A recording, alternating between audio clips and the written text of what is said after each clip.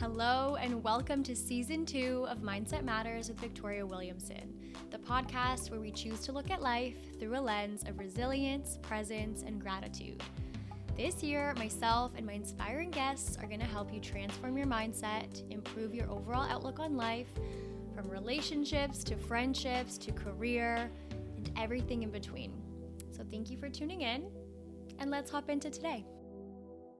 All right, hello everyone. Welcome back to Mindset Matters. My name is Victoria, and I'm very excited to be bringing a new guest with you today. So we are joined by Andre Bouzout. Andre and I connected thanks to a mutual friend. Shout out Felipe, who told me a little bit about Andre's incredible story, his passion for all things mindset and resilience, and his amazing journey through pain and what he would call optional suffering. So I'm sure this conversation will be inspiring or helpful to anyone dealing with illness, pain, and anyone who's fascinated, just as us, about the mind-body connection. So welcome, Andre. I'm glad to be chatting with you today. Yeah, likewise. I'd love to hear, you were just at Tony Robbins. Can you tell me a little bit about that experience? How was it? How do I describe it? It was amazing. Yeah. It was absolutely amazing. Would you just, go for it. I don't know if it's like a course, retreat, like how would you describe? Yeah. So have you ever like watched his videos, or you're like aware of his kind of background? A little bit, yeah. I haven't dove into him, but I have, I've seen him here and there. Yeah. It's funny because like every person I meet kind of has a different like story of how they kind of came across him. I think this is random YouTube videos like when I was 15, 16, and I read one of his books. And I remember one of the things he said, it's like humans are wired to go towards pleasure and away from pain. And I always thought that was really cool. And I always remember thinking in the back of my mind for years, wow, I think that guy's really cool. I'd love to like go to one of his events, or like, I don't know, I want to learn more from him. And it was randomly, I messaged one of the guys I work with. I'm like, hey, I think I'm going to this event. Do you recommend it? He's like, absolutely. I'm going to buy your ticket right now. And he just bought the ticket for me. And I went to it, and it was like, Tony's events are known for being really intense. So it's an event where like you're literally jumping up and down, right? And you're like high-fiving people. You're like hugging random strangers you met like hours ago. You're like sharing deep, intimate secrets like at day 3, 4, 5, because like you've been with them for like 15 hours a day for like 3-4 days, going till 3 a.m., talking about like deep personal stuff. It's absolutely amazing in the fact how it's literally a prime example of like what we just talked about, like the mind and the body connection. So he talks about literally, guys, if I did like 6 days events, a 6-day event, and you guys just sat there and take notes, you would literally be like, oh, that's interesting, Tony. Like, I didn't know that about relationships, or I didn't know that about the human psychology. Now, the reason I get you jumping up and down, the reason I get you moving, the reason I get you playing this music, you play like amazing songs, by the way, is because of a simple reason. Where were you September 11th? He was like asking that question. Do you remember where you were September 11th? September 11th, 2001. I don't know. I remember like right after school.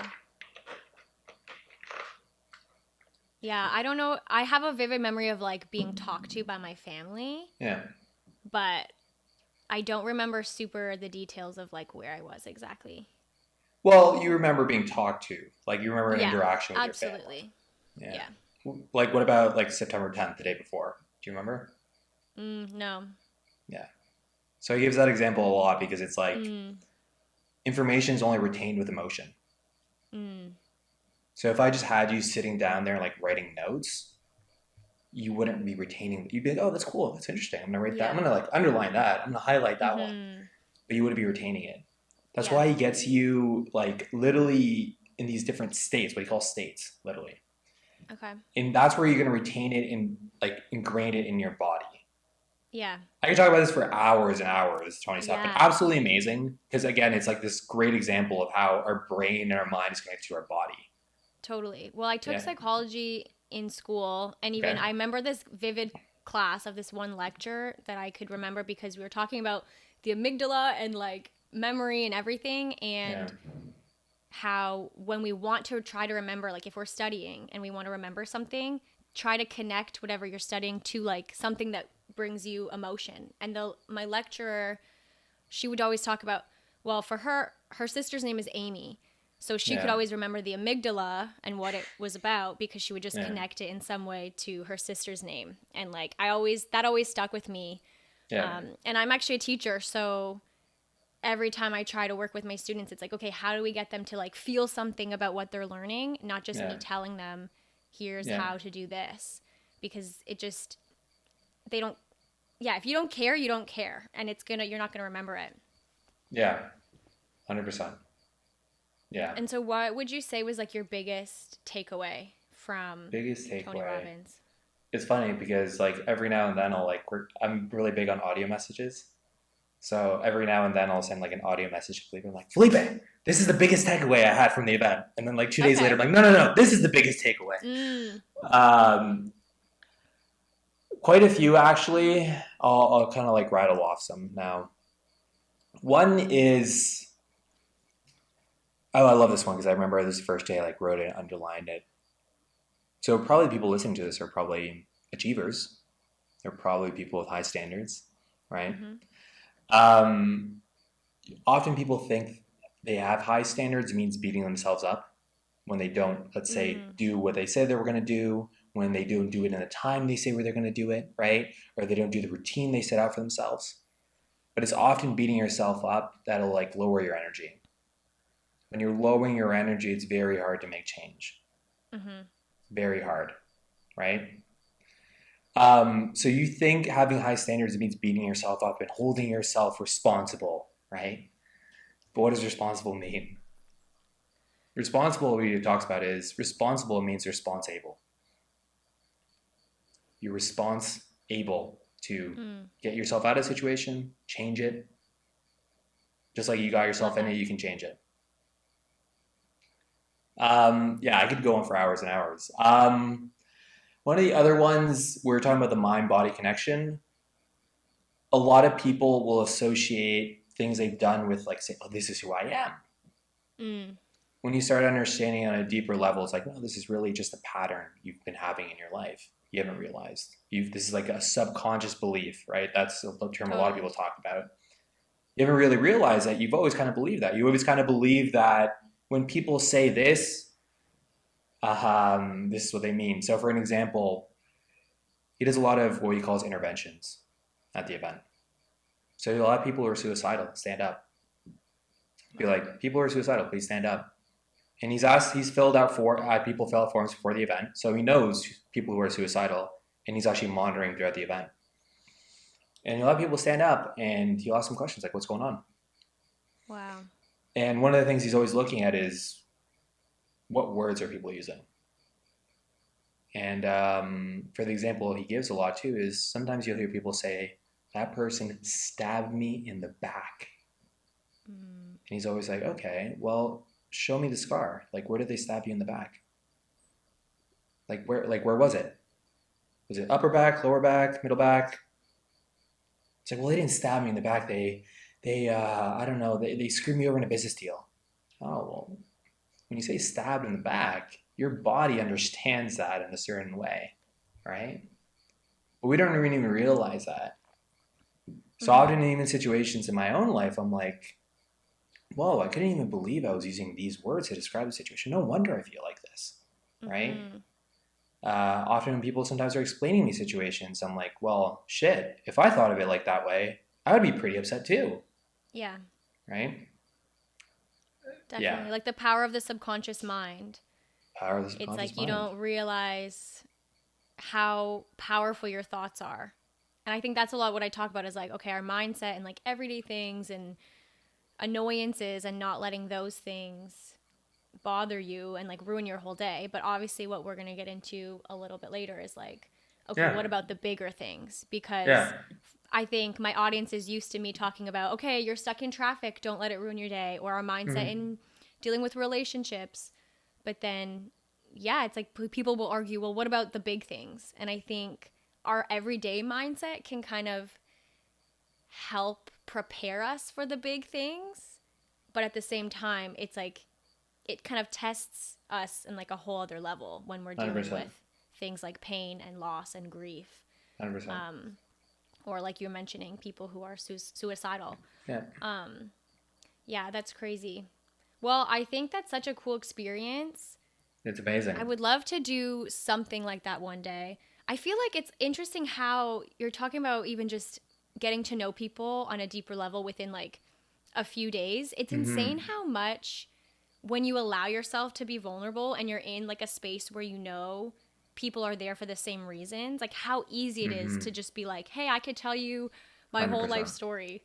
Meanwhile, it takes 100%. us forever to like open up Yeah. to people in our daily life. Can you talk a little bit about that? Yeah, 100%.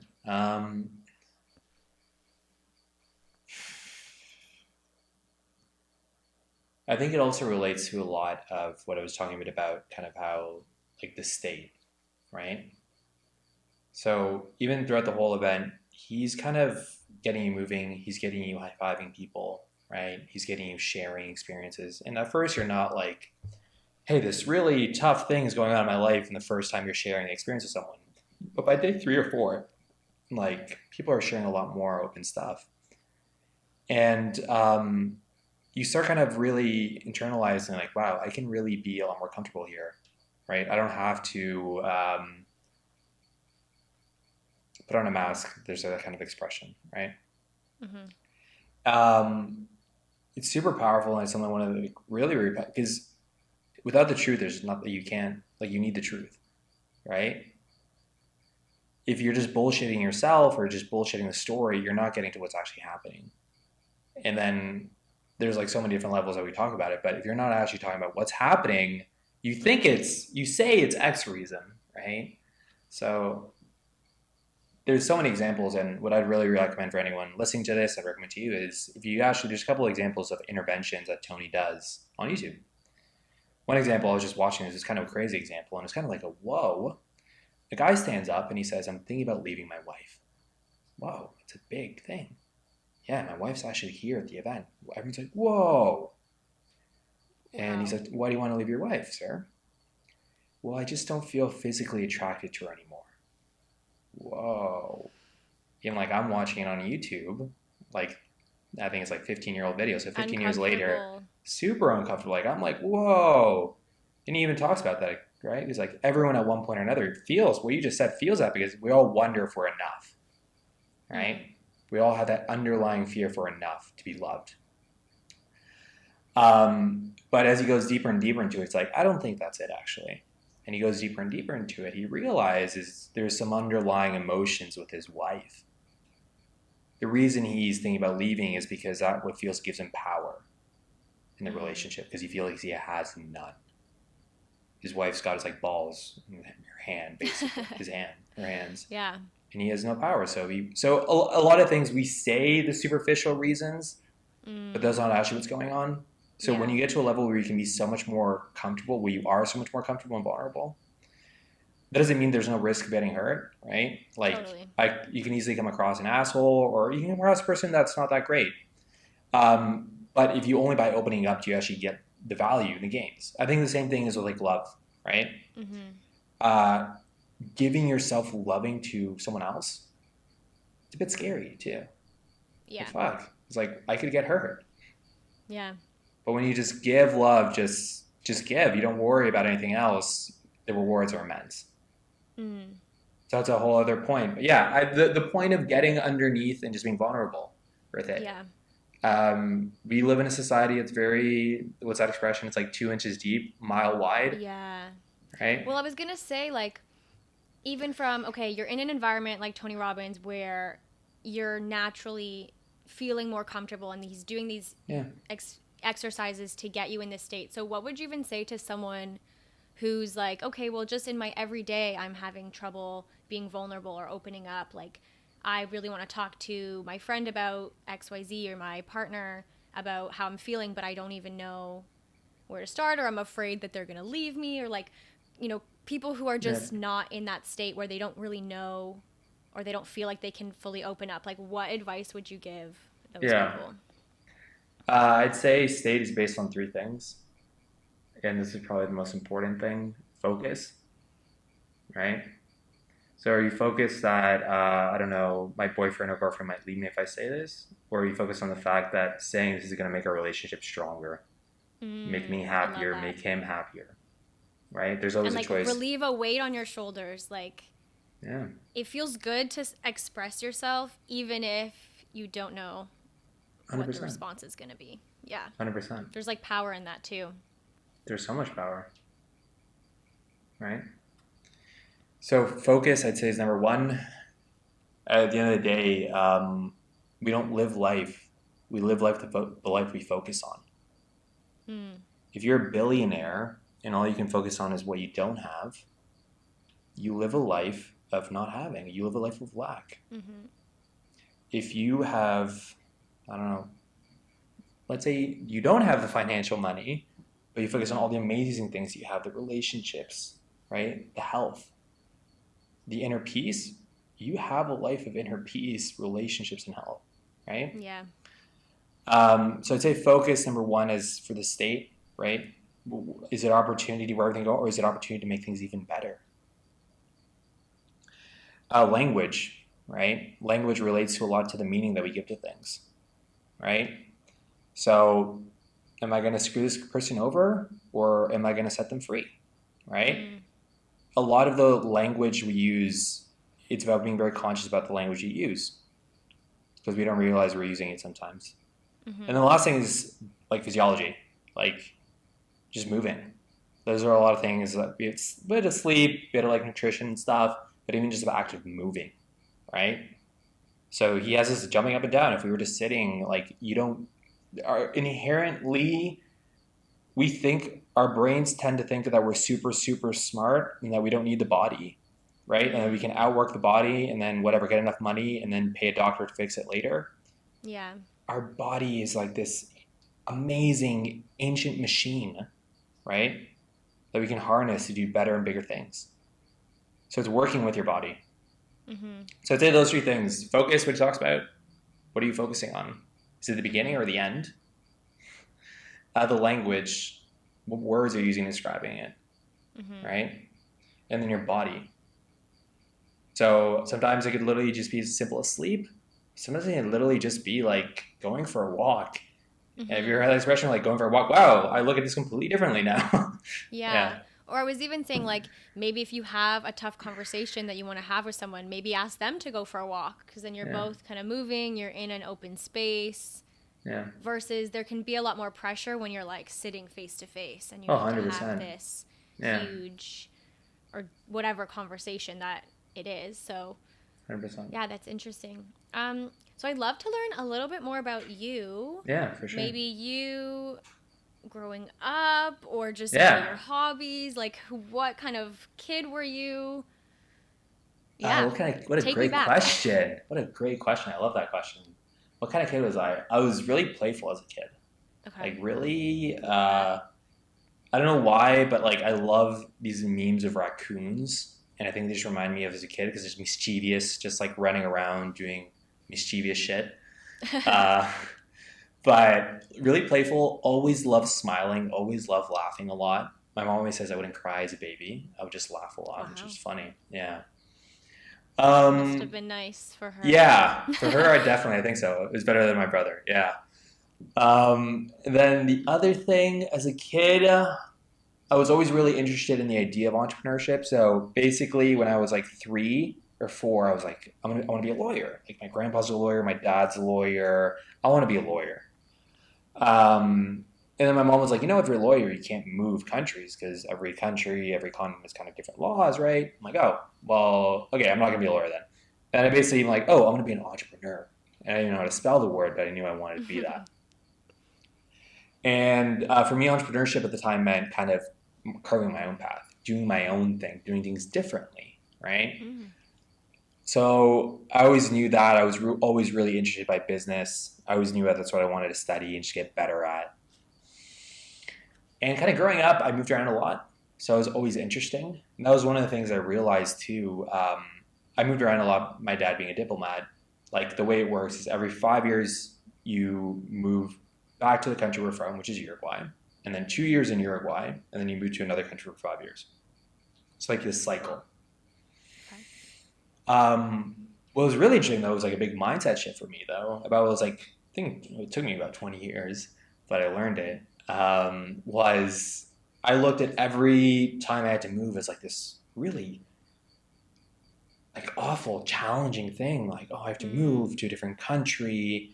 I have to like lose my friends here. I have to make new friends there. I have to like learn maybe a new language or maybe I don't know, just adapt to a new culture and all these things. It was until I was 2021. I'm like, oh, that was like some people would kill for that. Like that's amazing opportunity. I don't have to lose my friends. I get to make more new friends. I get to go experience different cultures. I get to go learn a different language. I get to go try new food. I get to go see new places. And I was like, wow, that is literally a 180-degree shift. Same event, me moving countries. I feel completely different about it. Yeah. I think that's hard as a kid because all you see is like my friends, like that's what's most important.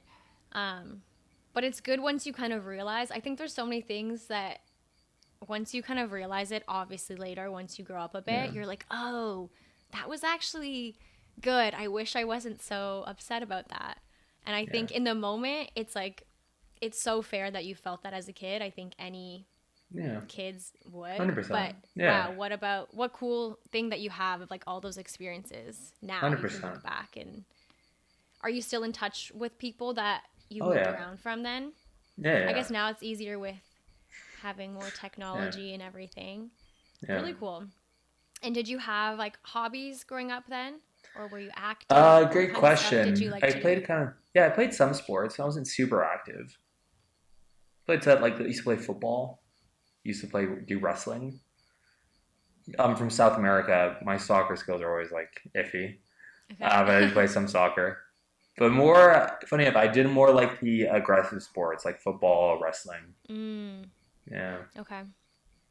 Yeah. Interesting.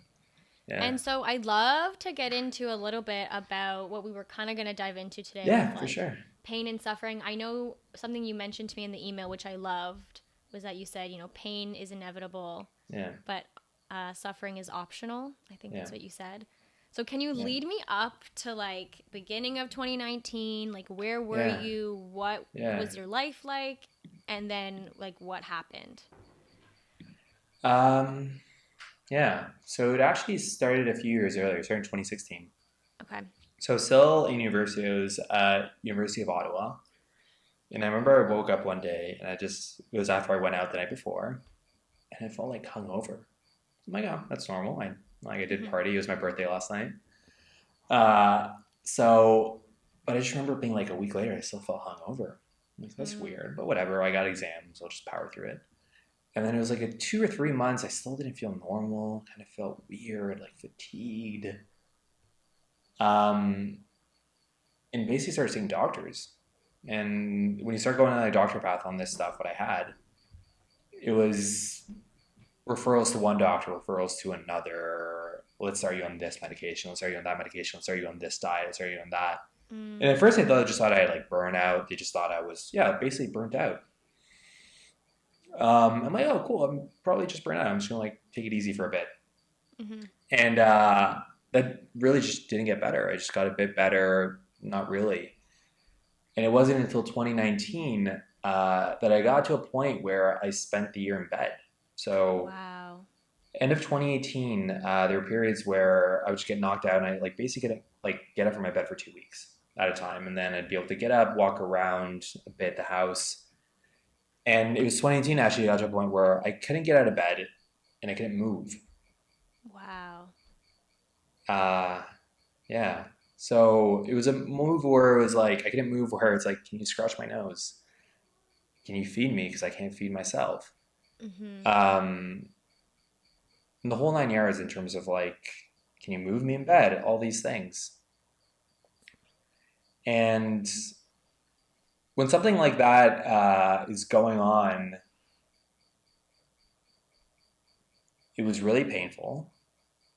It was really, I had a lot of, like, I was furious.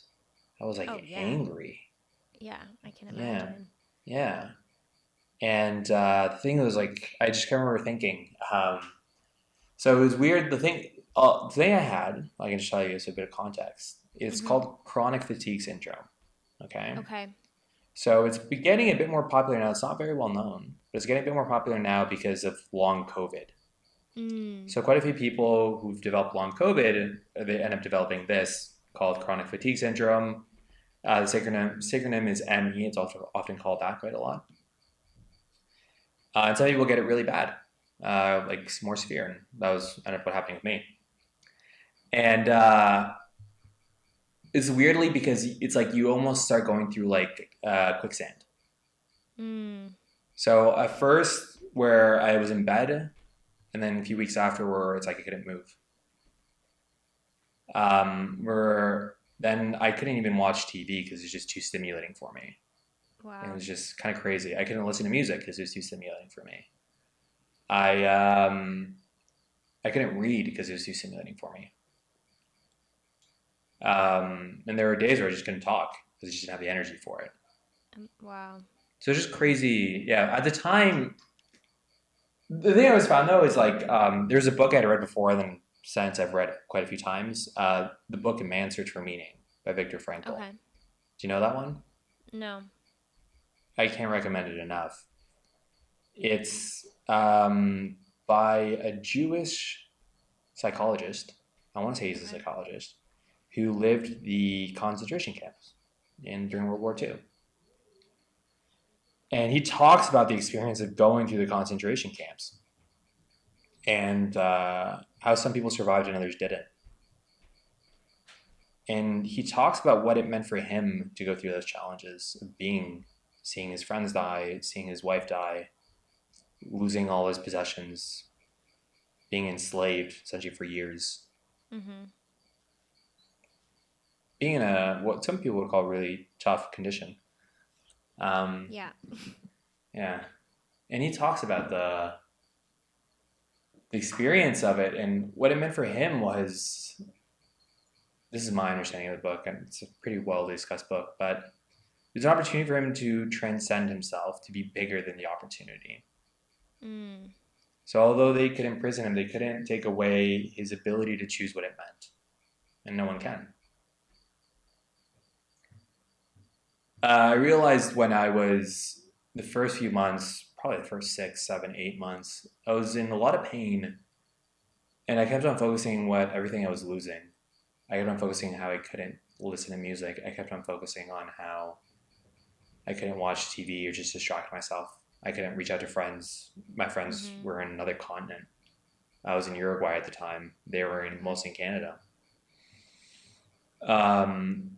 I kept on focusing on all these things. I kept on focusing on, I had no idea how the fuck I was going to get better because all the doctors I saw had no fucking idea. And there's just a lot of anger, and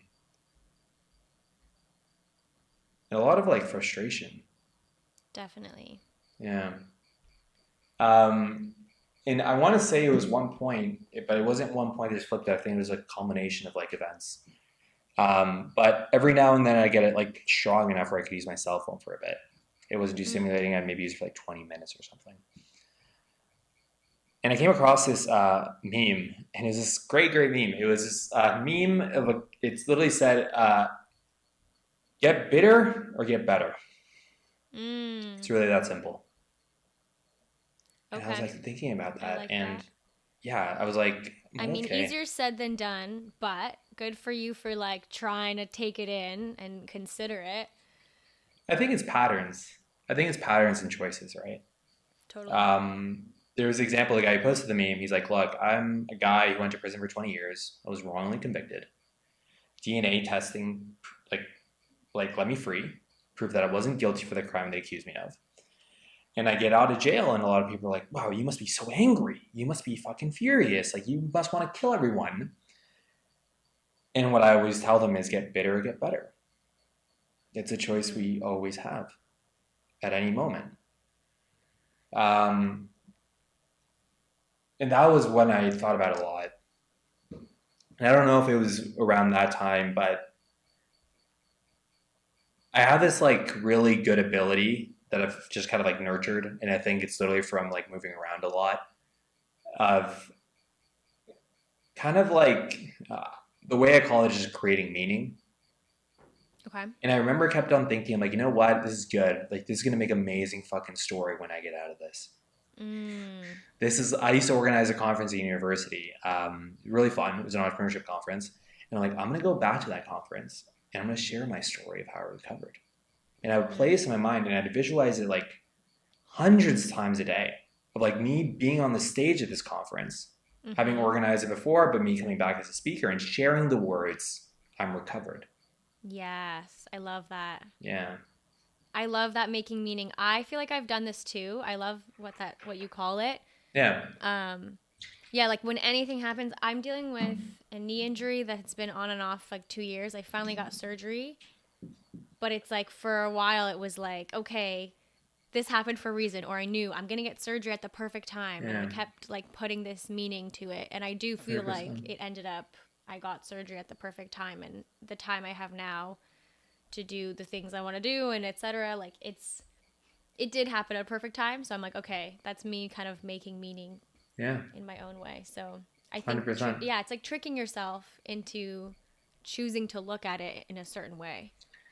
So one of the things, probably actually the biggest takeaway from the Tony Robbins event, it's all self-made beliefs. All life is self-made beliefs. But the key to life is choosing the most empowering ones.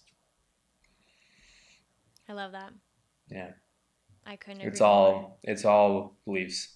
It's all beliefs that we choose and make up. But it's about choosing the most empowering ones. And it's not that ones are better than the others. It's not that one person's like, oh, they're doing all this wrong and I'm doing it right. No. Just certain beliefs and patterns are useful to live the life you want, to live an extraordinary life, and others aren't. It's really that simple. It's not that one's better than the other. Some people have the pattern of when they get stressed, they eat. And that tends to put on weight, right? But that's not them. That's just a pattern. Yeah. Some people, when they get stressed, they go work out. Just a different pattern, right? Definitely. But one pattern is better than the other. Just one helps you, is more useful to live an extraordinary life. So when you start identifying those patterns, and a lot of the Tony Robbins has been, it's literally that, like, oh, wow. When I do feel a little bit of tension in my body sometimes, my first immediate reaction is go to the fridge and get something to eat. It's like, wow. And often when I would do that, I'd beat myself up and I'd call myself a fat pig and why can't I lose weight and all these things. That's where your focus is, and those are the patterns. But when you realize that's not you, it's just a pattern, you don't need to beat yourself up for it.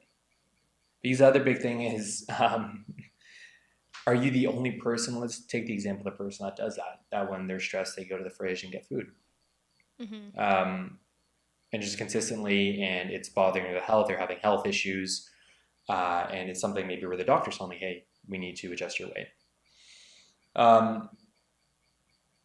People will start to identify themselves with that, and they'll start to beat themselves up over that. But when you kind of distance yourself from it and ask, am I the only person in history who's ever done this? Probably not. And when you actually think about it, like, definitely not. Am I the only person in the future who will ever do this? Probably not. Definitely fucking not. Am I the only other person doing this like right now? Yeah. No. Definitely not. There's a million of us in our fridge right now. 100%. So wait, is it actually me? Or is it just a pattern? Oh, it's not me. It's just a pattern. Yeah. Because if it's me, it's a bit hard to change. But if it's just a pattern that millions of people have done before, millions of people are doing now, millions of people will do in the future, maybe I can change that. I can change it.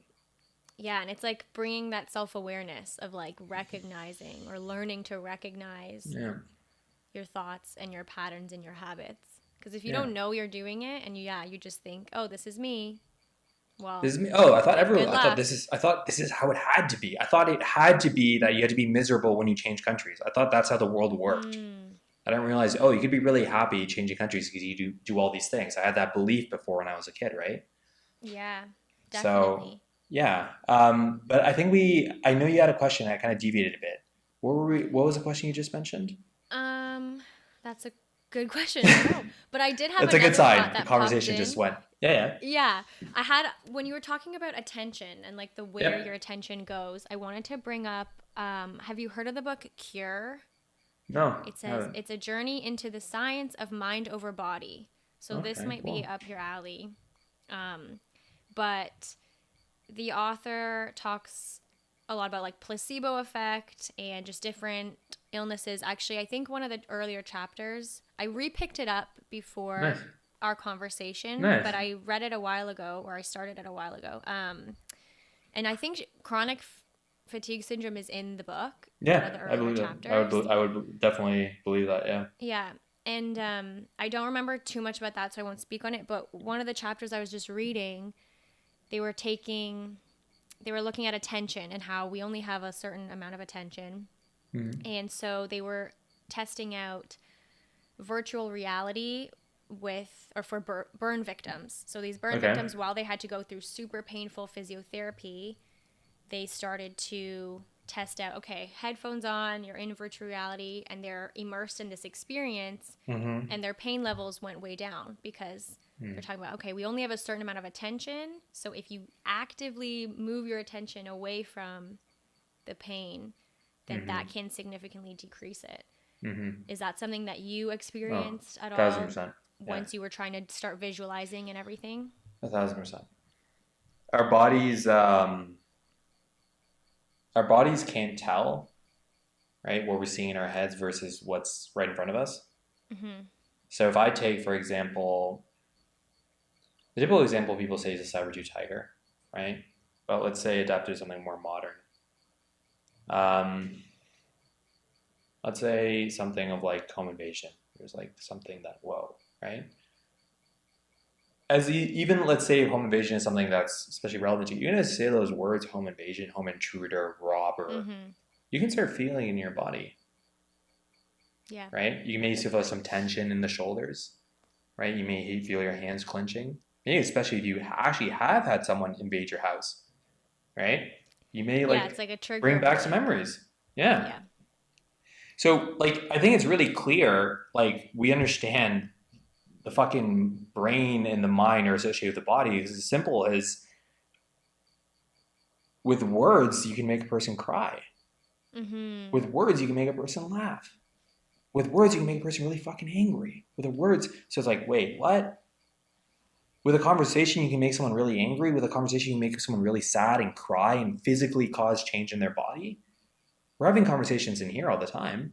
So how can the same not happen? So when you start seeing that thing that you want, often a lot of people talk about visualization and seeing as it is already done. You're taking this vision and ingraining it in your body. So your body acts like that. Right? And the whole expression, say financial, like the expression of like walking around like a millionaire, walking around like you've already achieved, let's say that financial goal, for example, right? Being that person is going to let you allow those things to become so much easier to you. Definitely. Yeah, but 100% really found that in my experience visualizing those things because I could feel it in my body, right? I could literally feel it in my body. And I was training myself and training my body and putting in the repetitions and putting in the practice for doing that. But if I'd literally shifted my focus to how I couldn't move, how I shifted my focus, how there were days I couldn't talk, how I shifted my focus on that, that's where all my energy was going to go. That's where all my life was going to go. Absolutely. So the example, and I think it's an amazing example that we give for focus, and Tony talks about this a lot. Let's say you're driving and your car spins out of control. You're driving along the street and your car spins out of control. What every driving instructor will tell you is focus your gaze, get your focus on where you want to go. If you focus on the tree that you might hit, you will naturally, subconsciously fucking steer and hit that tree. Crazy. It is crazy. It's absolutely, but often though, when our car is spinning out of control, our first instinct is to look at the tree. I don't want to hit that tree. I don't want to hit that tree. And the next thing you know, you're fucking steering towards it because that's where your eyes are. But it's like we want to witness ourselves fuck up. Yeah. Right? I'm laughing because as a kid, this brought back a vivid memory. As a kid, every time I went sledding, I was the kid who would always hit the tree. And my dad was always like, I can't take you sledding because you keep hitting the tree. So we went to a new park. I kid you not. There's literally one fucking tree and it's open space. And I still ended up steering towards the tree. My dad had to teach me how to like bail off my sled at like a little age. So that's just funny There because you that's go. probably what it Yeah, was. it's relevant. Subconsciously, I'm thinking, oh, I always hit the tree. So I'm going to hit the tree. Yeah. Like, don't hit the tree. Don't hit the tree. You're focusing on the tree. Yeah. Right? Yeah. That's funny. Yeah. But yeah, it's true.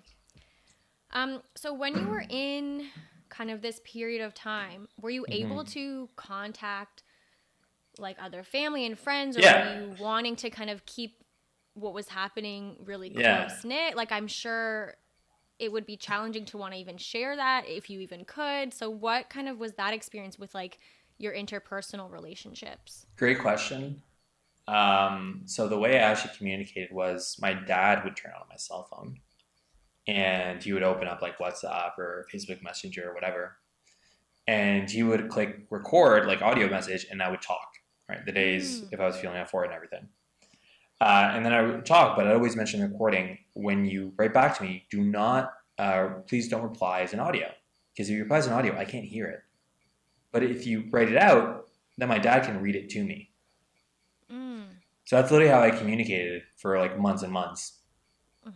I never told people exactly what was going on. A lot of my close friends, obviously people in the vicinity physically came to visit me, obviously. I didn't. I had the belief at the time that if I told people, I didn't want anyone to... This is one of my internal beliefs, and I didn't want to change how I looked at myself. So I had the belief that if I told people, they were going to look at me differently. So later, out of that in 2019, I got into a wheelchair in 2020. I got some strength, and I was able to actually sit up. You know, when I actually got able to sit up, like sit up in bed, sit up in everything, I'm like, okay, cool, now I can be in a wheelchair, right? So I moved around in a wheelchair. And that's when I was actually able to jump on, like, use my computer. So I was able to jump on, like, video calls and, like, talk to my friends and stuff. I never told them I was in a wheelchair. I just told them I was going through a health situation. They had no idea. Yeah. And it's something very conscious I did because I didn't want anyone to look at me differently because I was concerned that I would look at myself differently. And that I knew was a really key point, even though I didn't didn't really fully understand, but I knew I could never look at myself as a victim. Yeah. And if I ever looked at myself as a victim, I would become that. And that would just be this vicious cycle, right? So even I never wanted to talk to other people that had the same health situation as me, right? That's another thing too. I never say the words I was sick. Never. Okay. It was until 2019, it was a guy I met. He was a shaman, funny enough, because at that point you're seeing everyone and everyone. You're seeing grandmas, priests, shamans, everything. And my mom was like, "Oh, Andre's sick." He's like, "No, he's not sick. He has a health situation." Completely changed how I felt about it, right? So ever since then, I never talk about, I don't even use the word sick, nothing. I just say a thing or a health situation. That's it. Again, too, because the language we associate, it becomes experience. Totally. I even remember when you first emailed me, you didn't say what it was. Yeah, I did. I didn't know if you just didn't want to write it, but that makes sense to be like, yeah, it's just a thing. It's just a thing. One guy, the guy I work with, when I first told him, I was like, yeah, I had a thingy-majig. That's what I called it, a thingy-majig. Yeah, just a thing. Just a thing. And I didn't tell anyone because I didn't want anyone to... I thought they may look at me differently, which, looking back at it, I could have really told people, but I really didn't want to take any chance in me looking at myself differently. And I didn't even want to meet other people that had this thing because I knew if I started talking to them, there'd be complaining, there'd be, oh, this hurts, I can't do this. No, and I never wanted to focus on that. Yeah. And I didn't want to go to any support groups. I didn't because I didn't feel like I needed support. Okay. I felt like I needed to get better. Yeah.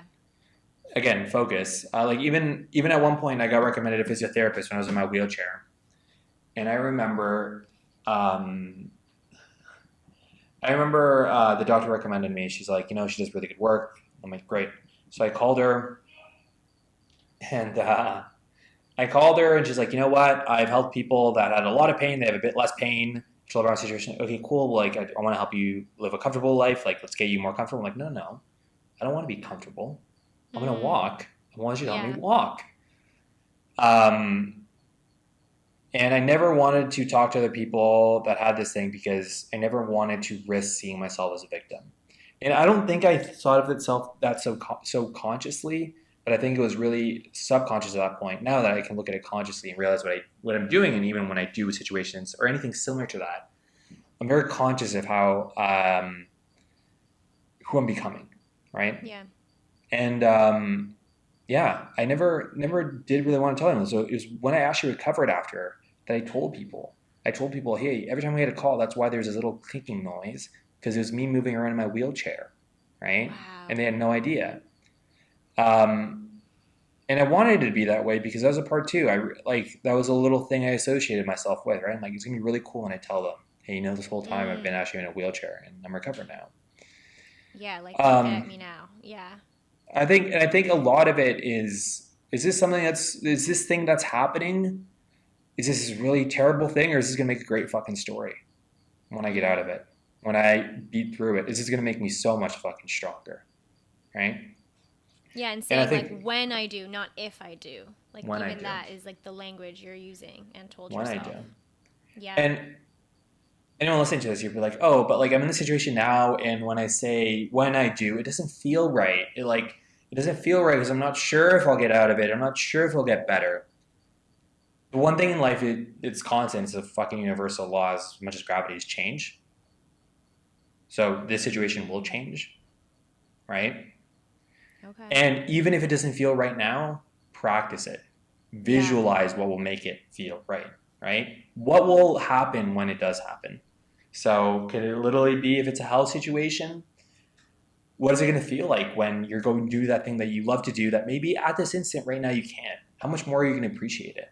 Yes. Right? How much more are you going to fucking just enjoy it? Yeah. I love that. Yeah. And I've been thinking of like my own situation with my knee.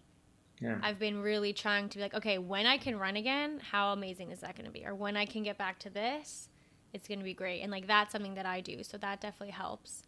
Or it's even like some people don't like saying like affirmations to themselves. But it's like, okay, the more you do it, I find sometimes it's a little fake it till you make it. And that's okay. Yeah. But yeah, focusing on like how you'll feel when is a good way, because we all have feelings. We all know what 100%. It feels like to do something we can't do anymore. So I think focusing that on the feeling 100%. Is a really good advice. Even going back to what you said with your physiotherapist and how you're like, no, like I want to walk. Like I don't want you to help me be comfortable. I think, and maybe you can touch on your experience with different doctors or different health professionals. Yeah. Like when we have a good relationship. Yeah. Me, horrible relationship with my family doctor. I ended up switching. Yep. For a while, I blamed her for my knee because I injured it twice. It was a whole thing. But now I'm like, okay, I have a great relationship with my surgeon, and he really makes me feel like, okay, things are moving along well. Yeah. I'm like asking him questions. He makes me feel like, oh, that's normal. You're on the right path to recovery. You're great. So can you tell me about like different relationships and how that affected you? 100%. Yeah, 1,000%. I feel just as doctors can cure, they can also make people sick, and not just with actual practice, but their words. Yeah. So I had one physician who literally spent an hour and a half, a total of 3 hours, basically going through everything that was wrong with me. Like, just saying some like fucked up wording. He's like, look, if your brain was a computer, this would be your GPU, and it's fried. So we would have to throw it out. It's like, holy shit, man.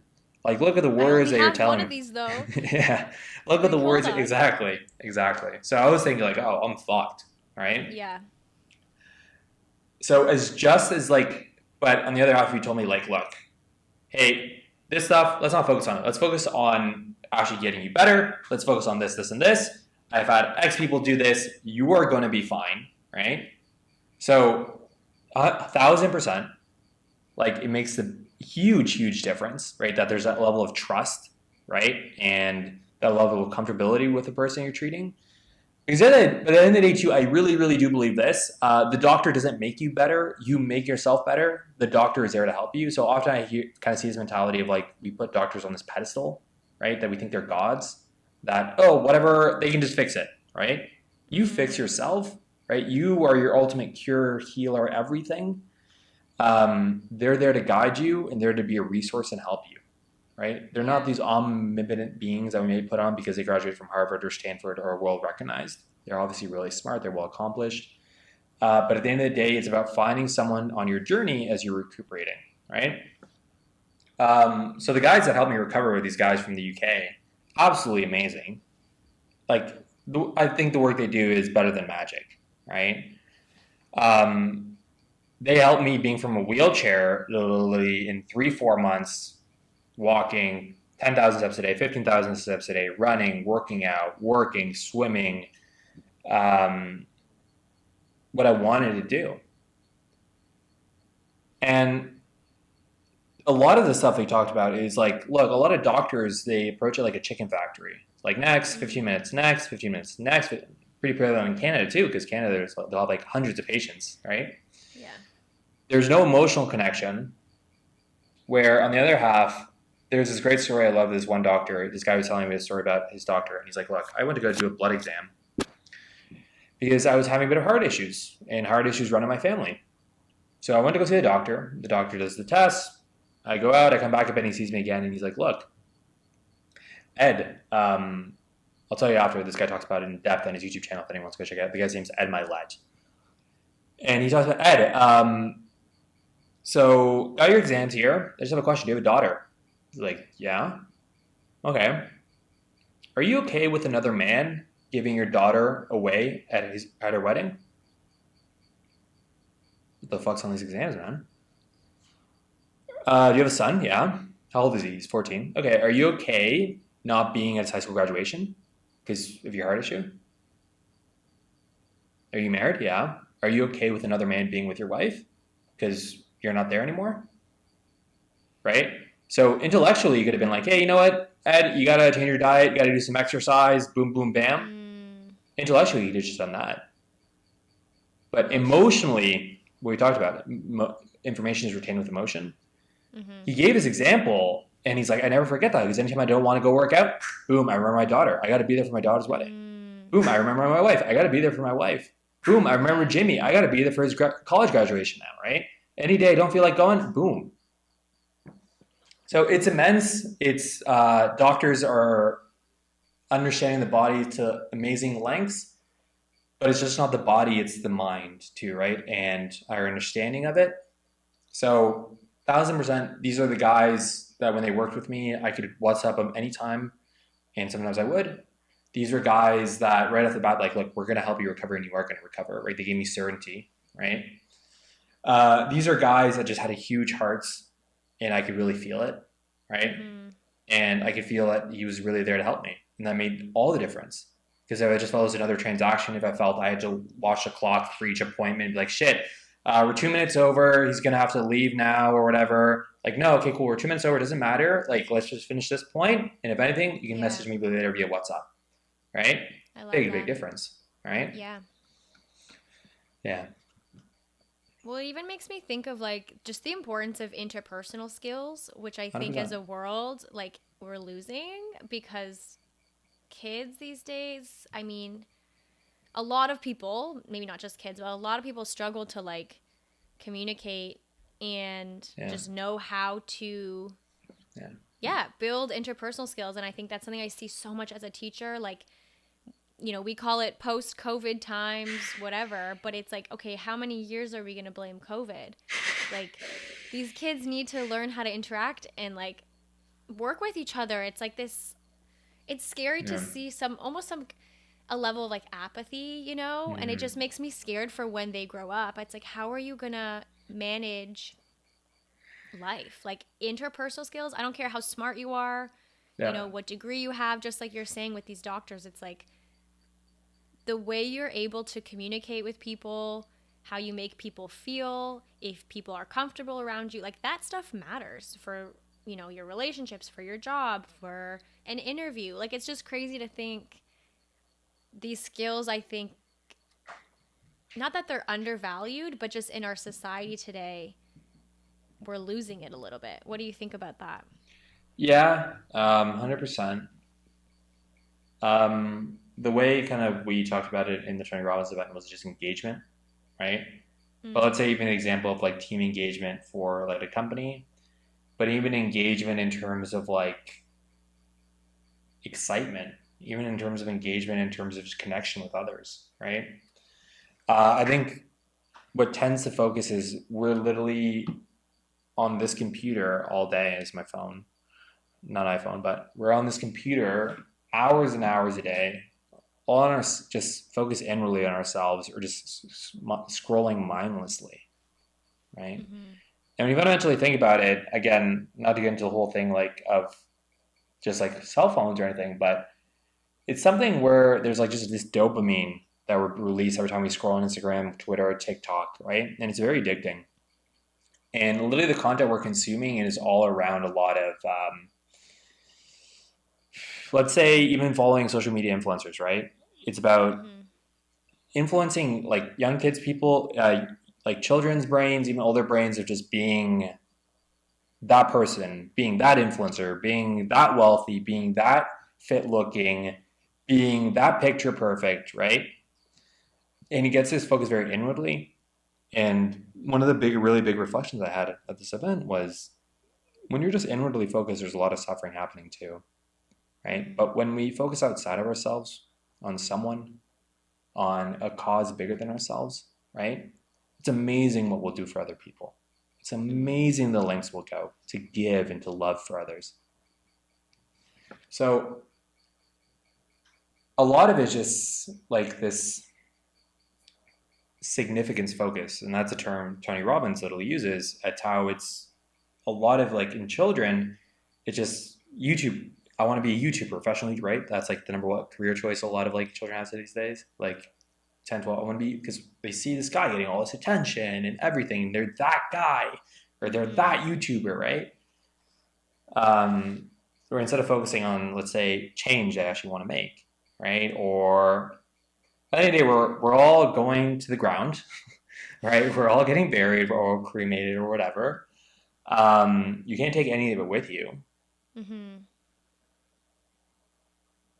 So does it really, really matter whether you're that guy? Because in a generation or two, they're not going to remember that guy because there's another Mm-hmm. 50 other guys, or that girl, right? No, no. Yeah, and I think when you can recognize, like, okay, it feels good to connect with people, or like the impact you Yeah, can have, and like learn to really yeah, just like care. I don't know. It's just like it's cool to care. Like as like lame as that yeah. sounds, like I don't think it's lame. you I think it's feel awesome. good when you, yeah, when you care about people, when you show up for your friends, and when you were saying at the beginning, like just giving love without necessarily needing it in return or knowing what that will look like. Yeah, Um, but I just think I don't know. I think we're getting there, but yeah, for a long time, it's like you feel like it's just harder these days because of social media and it's just just patterns, right? Again, just yeah. patterns. Yeah, patterns. People engaging with technology, remote work, phones, just patterns, right? That just kind of conditioned a lot of things. People, again, too. No one's perfect. I use my phone a lot too, but I realize I'm a lot happier when I don't. Some of my most Yeah. peaceful days are even when I just don't even turn on the phone, right? Mhm. Um, I think that's just really powerful too. It's like, whoa, it's like 80% calmer today than when I just didn't even use my phone, Yeah. right? Didn't scroll social media. Yeah. I know. Well, that's like Yeah. presence, right? That's one of my big themes is like just be where you are, and if you need to put it away, or like even when you're doing the dishes, like focus Yeah. on what you're doing Yeah. and thinking about how that action can like help you in some way. And like 100%. taking small steps to working towards that big goal, whatever that In is. small steps. Exactly. Mhm. Yeah.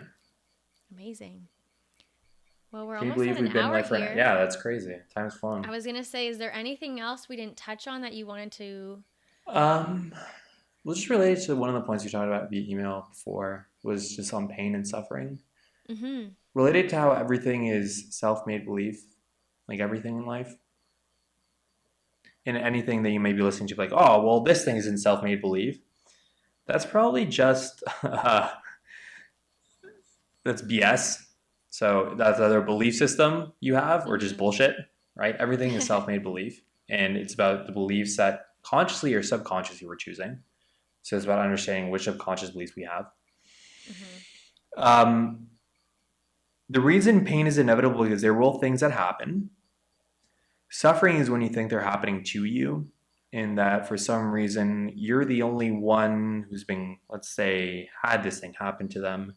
When we discuss there's millions of people who had it happen before, there's millions of people who are having it happen now. Maybe there's billions of people that'll have to happen in the future. Mm-hmm. It's not you, just something, right? You realize it's actually an opportunity to improve. So when I realized that, like, I'm like, wow, this is gonna be a great story. When I started working with these guys that helped me recover, they're called the Fibro Guy in the UK. I remember writing to Paul, the guy I worked with, and be like, hey, look, I know one of the reasons too I really, really want to get better is I want to showcase to others who may be going through a similar health situation that I recovered. If I recovered being bedbound, unable to move, unable to feed myself, unable to scratch my nose, to a wheelchair, to now doing this, they can too. Mm-hmm. Right? Actually, let's talk about that. So Did you tell me about your event? I'm sure you ended up doing it. I did. I did it virtually because we were in COVID. But yeah, okay. I did it. How does it feel, or how did it feel to like be like, I knew I was going to do this and I did it? So there's one word that I kept on using over and over again, and I felt in my body every time I said it. It was the word recovered, right? Because recovered was a powerful word. For me, it meant this thing was over. I was over the mountain, right? I was on the new side. I'm recovered. Recovered means absolute. And I still get goosebumps, actually, even from using that word. So even when I was calling other people too, because I remember picturing there's a lot of people that I knew business-wise or just different things, or even some of my friends being able to say the words, I'm recovered. It just felt like that, but so much stronger. And again, too, it was something I'd practiced so many times though, right? So it actually wasn't that different from me when I was in bed saying that word recovered. It just felt it stronger and stronger, right? I'd already been feeling that for about a year and a half at that point. Yeah. So it's like the whole thing is like just for time to catch up. Okay. Yeah. Love that. And you feel really blessed. My mom became really religious, was already religious. She became even more religious. You start realizing the thing bigger than you. Like, I really believe, like, the way I found these guys too. So we were talking about briefly about doctors at this point. I saw one of the world specialists in this thing, chronic fatigue syndrome. Like, one of the world specialists. She couldn't help me. She didn't help me. Wow. And the way I found these guys was literally just one day I was so angry, so fucking frustrated because in my wheelchair, I would get in the shower. And when I'd open the shower, cold water would come out first before hot water. And the way I'd have to get in the shower with my wheelchair, I'd have to get out of my wheelchair and sit in a chair, and then I'd turn on the water. Because I couldn't reach the shower knob being outside of it, so I had to get in the shower, then turn it on. And cold water would always come out first. And it'd be fucking freezing. And I'd be like, fuck this, I fucking hate this, I'm freezing my ass off. And I remember one day I was just so angry, so frustrated, and I just Googled, like, maybe there's something here. I just remember that thought, like, maybe there's something here, cold showers in CFS. I Googled cold showers in CFS, and these guys were the first fucking article.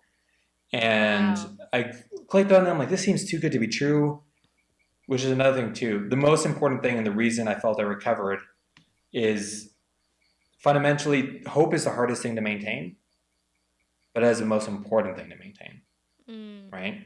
And the hope that I kept maintaining was just visions, that visualization that I kept on seeing, because I took it from something in my mind to feeling into my body. I mean, repeating the words recovered, recovered, recovered, recovered over and over again. And I remember, so I found these guys and emailed them. They didn't reply. I almost didn't email again. I emailed them again. They replied, jumped on a call. Long story short, did the program and then recovered completely. Wow.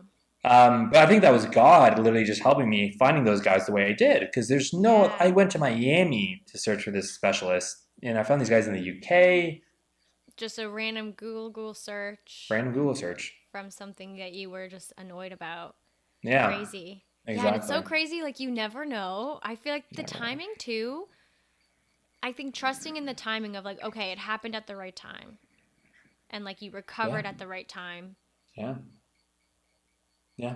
And it's like, okay, Did you ever feel like, okay, I need to like make up for lost time? No. Or you're So just a lot like, of people, okay, begin again. a lot of people, I remember I got a call with some people after, like, oh, I imagine you probably want to make it for lost, because it was 5 years that I had that thing, right? 5 years. 3 years where it was kind of like, I don't know what the fuck's going on. 1 year in the wheelchair, and then 1 year in, like 3 years I could walk, I could move, but I just remember trying to like work, and it was really hard because things that would take me 30 minutes would take me 3-4 hours.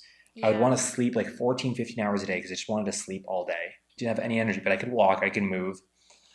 But then 2019 is when I got like to the situation where I was in bed. So it's 2016 to 2021. 2021 is when I recovered. And I remember talking to people like, oh, you probably want to get back lost time. I'm like, no, I never thought about it like that. The thoughts never crossed my mind because I got a second life. That's inherently how I feel. Inherently, I feel I got a second life. Inherently, this is the best thing that ever fucking happened to me. Yeah. And I didn't realize that it kind of explicitly that words, but I remember I was grabbing coffee with one guy who was in Miami. And he's like, oh, man, you probably want to get... I'm like, no. Because at that point, like, I didn't realize how strong I was until I had to go through that. Right? And I got to go through that. And there was this one lady, and she'd come visit me quite often. She had fibromyalgia, so it's something very similar, but with a lot of pain, physical pain. And she'd come visit me, and one of the quotes she'd always say to me again and again was, hey, look, everything that is coming is magic. Everything that is coming is magic. She would say it in Spanish, it sounds a bit different, but basically the same idea. And I remember when I recovered, I called her. I actually prank called a lot of people when I recovered because I basically prank called them and be like, so she was a real estate agent and I prank called her. I'm like, hey, I'm going to buy some houses. She's like, oh, well, how'd you get my number? Well, this guy named Andre Bouzout shared your number. Oh, Andre. How's Andre? I haven't heard of him. Oh, he's doing great. He actually recovered. He recovered. That's amazing. And then I tell him who I was, and then we catch up, and I tell him that I recovered. But she'd always tell me that. And when I called her, I told her, like, you always told me that everything is coming is magic. What I realized, everything that's been is magic too. And the moments that were really fucking hard, the moments where you can't believe what's happening, where there's so much pain, you don't think it's real. You think this must be a movie. This can't be happening. Yeah. There's something wrong. Like there's a glitch in the system. Let's turn it off and restart it because there's something wrong here. You realize it was all a blessing.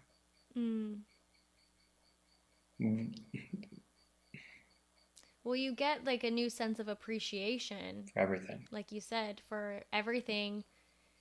And even that makes you think of this book called Bittersweet, and she talks about how life has to be bitter and sweet, and you can't have the highs without the lows, and the 100%. you know, the joys without the sorrow.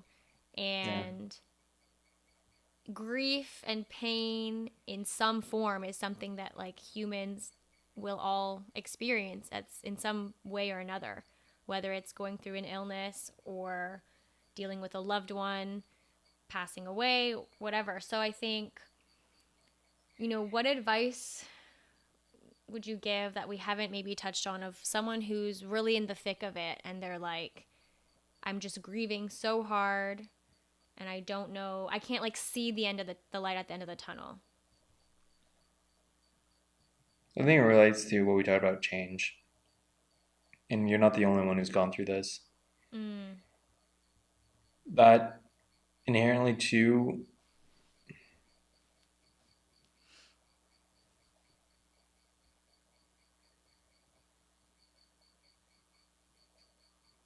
it's often these things where you have no choice but to get better that you become so much stronger than you ever thought you could. And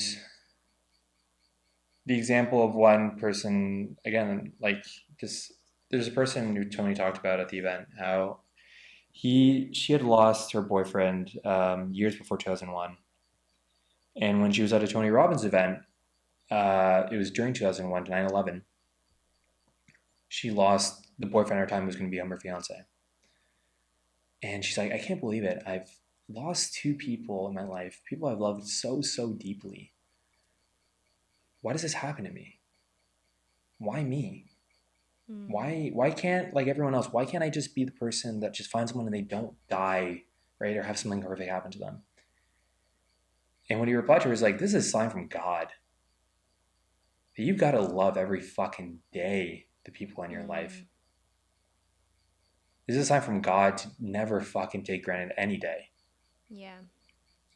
And does that mean that every day from that point on she'll be in this amazing state of bliss and gratefulness? No, she's human. Humans, we get unconscious. That's what makes it fun. We're not perfect. But she'll be much more conscious and understanding and appreciative of everything in her life. So even the thing of becoming aware, or even this thing of becoming conscious of the pattern, does that mean that you'll never, let's say in the example going to the fridge, you'll never go to the fridge again when you have a little stressful thought pop? Absolutely not, no. Because there's still that old pattern in you. But you know yourself that it's not you. You know yourself not to beat yourself up over it, right? Yeah. When I started studying, like, let's say meditation or mindfulness, anytime I didn't feel I was mindfulness, I started beating myself up. Like, man, I know better than this. What the fuck? Yeah. Right? And you realize you're human. You realize that no one's perfect. You realize that everyone is a student in the school of life. And then you start realizing, oh, but I'm much more conscious about it now. And I'm getting better and better. Right? I think it's like that example of, sorry, go ahead. No, I was going to say, that makes me think of, oh no, now I lost it. Oh yeah, I always try to say, like, show up as your best self, whatever your best self looks like that day, and recognize that it's going to shift and change, and that your best self one day might just be, okay, I did some chores around the apartment and I can't do anything else, but tomorrow I'll begin again. And it's like giving yourself the grace of, hey, I'm not perfect, and some days are going to be great, some are going to be not great, but yeah, not identifying as, it's not who I am inherently, it's just the choices that I'm making. And if this is all the energy I have for today, then I'm okay with that, and tomorrow we'll try again. But like appreciating it and trying to just show up 100%. in whatever capacity you can. 100%. And maybe this is a great note to end it on too. Success builds on success. That's the only thing success builds on.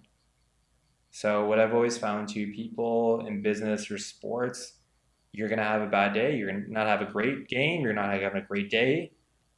But can you find that thing in the game that was great? Can you find that play that you made that was great? Can you find that thing that you did was great? Because that's what you're going to build on.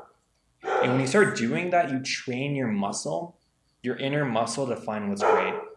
When you give feedback to people, even though something you're like, oh, that was fucking awful, or this person was an asshole, or this person with all these things, fuck that person. Can you take a second and pause and be like, you know what, I don't agree with this, but great fucking job on this. Because if you do that again and again, you're going to build that muscle inside you where you train yourself to always find the good thing and appreciate the good thing first. I love just because if not, you're just training yourself to always to find the bad thing, and this is what's wrong, and this is fucked up, and this is wrong. How could they say that? How could she do that? Right? But wait, what else could this mean? Well, thank goodness you did this. Right? Thank goodness Paul said that. Right? You train yourself to do that. It's a conscious choice. And then you do it enough times and enough times and enough times and enough times it becomes subconscious. So yeah. I love that. Yeah. Couldn't agree more. Well, thank you so much, Andre, for being on. I feel like we had a great conversation. I definitely think people will get a lot out of this. Yeah, I'm excited. I think it was a lot of fun.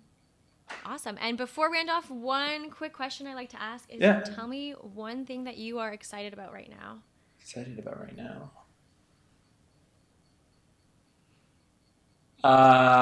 So Christmas is around the corner. I've been with my girlfriend for a few months, but we've been long distance. So she's actually coming where I'm here right now. I'm in Paraguay right now. She's coming this Saturday. And I'm really excited to see her. Yeah. That's awesome. Well, I hope that being reunited is good and all goes well. Yeah. And happy holidays to you. Amazing. Yeah. Thank you, Victoria. Okay. Well, thank you so much, everyone, for listening. And I will chat with you next week.